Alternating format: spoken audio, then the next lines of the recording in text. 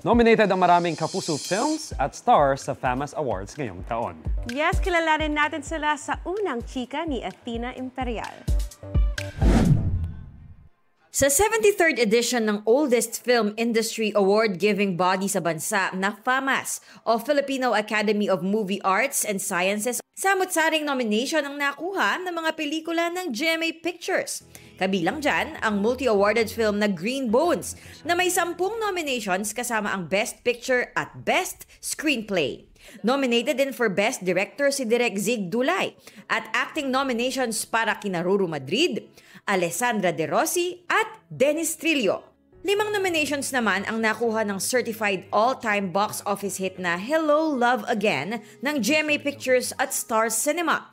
Kabilang dyan ang acting nominations para kay Catherine Bernardo at Asia's multimedia star Alden Richards. Do you still love me?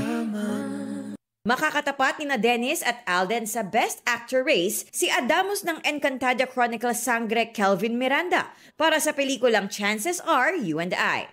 Nominado rin for Best Supporting Actor si Beauty Empire cast member Sid Lucero para sa pelikulang Topak. Bukod kay Sid at Ruru, vying for Best Supporting Actor din si Will Ashley for Balota. Ikinagulat ng Nation Sun nang malaman ang nomination after ng Pinoy Big Brother Celebrity Collab Edition The Big Collab FanCon opening. May 3 iba pang nominations ang Balota, ang Best Picture, Best Screenplay at Best Actress para kay Marian Rivera. Ito ang unang balita, Athena Imperial para sa GMA Integrated News. Gusto mo bang mauna sa mga balita?